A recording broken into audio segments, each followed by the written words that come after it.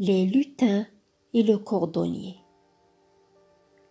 Un jour, sans qu'il y soit pour quelque chose, un cordonnier devint si pauvre qu'il ne lui resta finalement plus rien, hormis juste assez de cuir pour fabriquer une seule paire de souliers.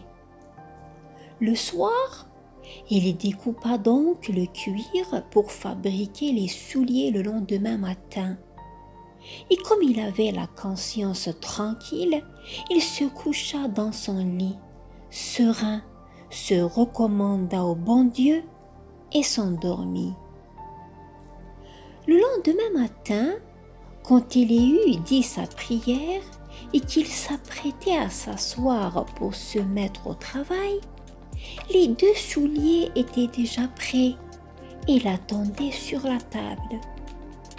Il s'en étonna, ne sachant ce qu'il devait penser de cela. Il prit les souliers dans ses mains pour les regarder d'un peu plus près. C'était un travail si soigné qu'il n'y avait pas le moindre point de travers, exactement comme si ces souliers étaient destinés à être un chef-d'œuvre.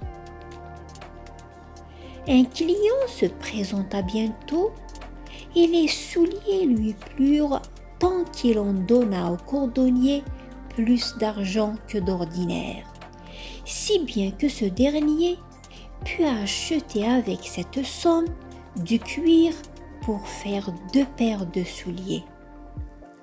Le soir, il découpa le cuir pour se remettre au travail avec des forces neuves le lendemain matin.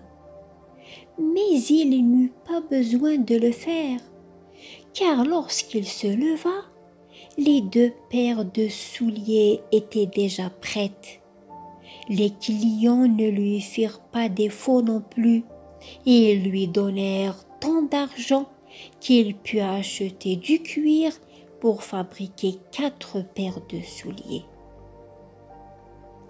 Le lendemain, de bon matin, il trouva effectivement les 4 paires de souliers toutes prêtes.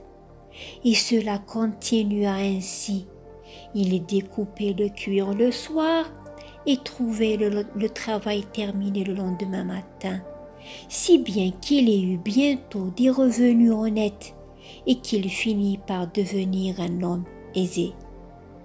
Un soir, un peu avant Noël, comme l'homme avait une nouvelle fois découpé le cuir, il dit à sa femme avant d'aller se coucher: « Et si nous restions éveillés cette nuit pour voir qui nous prête main forte de cette façon ?»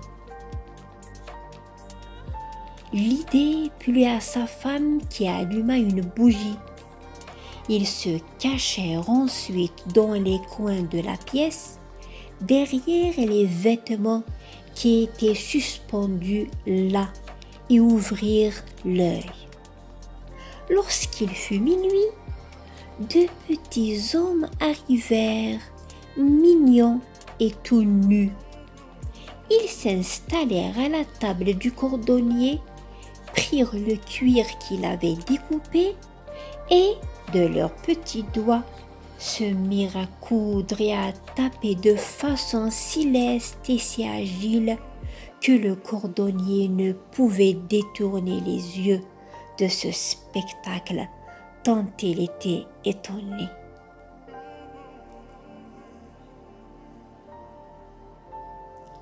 Ils ne s'arrêtèrent qu'une fois que les souliers furent terminés et posés sur la table.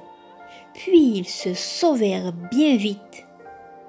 Le lendemain matin, la femme dit: « Ces petits hommes nous ont rendus riches. Il faut tout de même que nous leur témoignions notre reconnaissance. Ils se promènent ainsi tout nus, sans rien sur le dos.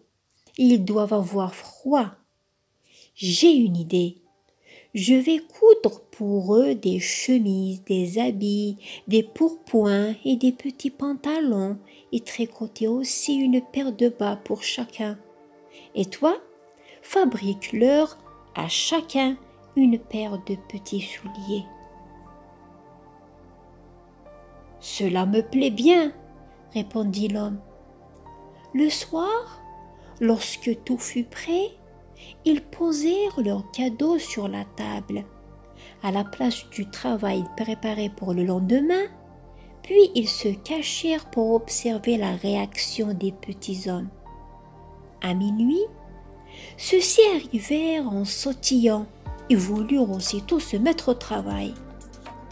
Mais quand à la place du cuir découpé, ils trouvèrent les jolis petits vêtements, ils s'étonnèrent tout d'abord, puis ils manifestèrent une joie immense. Ils s'habillèrent à la vitesse de l'éclair, laissèrent leurs beaux habits sur eux et se mirent à chanter. « Ne sommes-nous pas des garçons beaux et fringants? À quoi bon être cordonnier plus longtemps? » Puis ils se mirent à sauter de joie et à danser, bondissant par-dessus les chaises et les bancs. Finalement, toujours en dansant, ils se dirigèrent vers la porte de la maison. À compter de ce moment-là, ils ne revinrent plus. Quant au cordonnier, ses affaires furent bonnes aussi longtemps qu'il vécut, et tout ce qu'il entreprenait était couronné de succès.